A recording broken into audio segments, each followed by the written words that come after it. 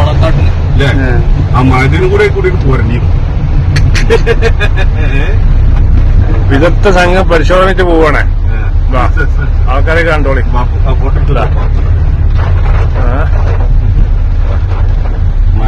ഉസ്താദിന്റെ നേതൃത്വത്തില് എല്ലാരും പെടട്ടെ, ഞാൻ മാത്രം വേണ്ട.